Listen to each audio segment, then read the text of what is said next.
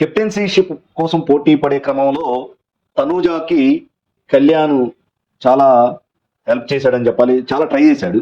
So దానికి మనం నిజంగా కళ్యాణ్ని పొగిడి తీరాలి. సో తన వంతు తను కృషి చేశాడు. సో ఓవరాల్ గా లాస్ట్ లో ఆ చైర్ మీద చేసి పట్టుకున్నాడు. ఇంకొంచెం సేపు ఉంటే తనే వచ్చి కూర్చునేవాడు. సో చాలా తెలివిగా దివ్య వచ్చి కూర్చుంది. అట్ ది సేమ్ టైం నేను తనూజాని తీయను, ఎలిమినేట్ చేయను అనగానే కళ్యాణ్ ఇచ్చేశాడు. సో కళ్యాణ్కి ఎక్కడో డౌట్ కొడుతుంది. బట్ ఈవెందో నమ్మి దివ్యకి ఇస్తే సో నమ్మక ద్రోహం చేసింది. సో అదే విషయం తను కూడా ఒప్పుకుంది.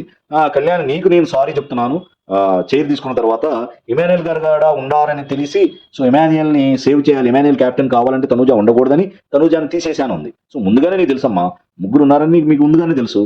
సో తనూజాని తీయను అని అంటేనే కళ్యాణ్ ఆ చైర్ ఇస్తాడు అని నీకు తెలిసి కావాలని అబద్ధమాడి సో నువ్వు మోసం చేశావు అనేది డైరెక్ట్ గా నువ్వే ఒప్పుకున్నావు. తర్వాత ఈ గేమ్ అంతా అయిపోయిన తర్వాత, టాస్క్ అయిపోయిన తర్వాత కళ్యాణ్ పక్కన పరిగెత్తుతూ కళ్యాణ్ ఆగు, ఉండు, కూర్చో, నీతో మాట్లాడాలి. సో నేను అలా అనుకున్నాను, ఇలా అనుకున్నాను.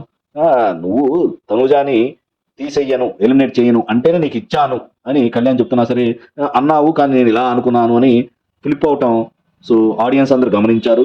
సో ఈ విధంగా చూస్తే దివ్య అతి త్వరలోనే అస్సామే అనిపిస్తుంది.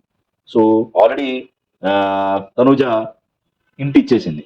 సో నెక్స్ట్ వీక్ కానీ ఆ పై వీక్ కానీ దివ్య అస్సామే అని నేను అనుకుంటున్నాను.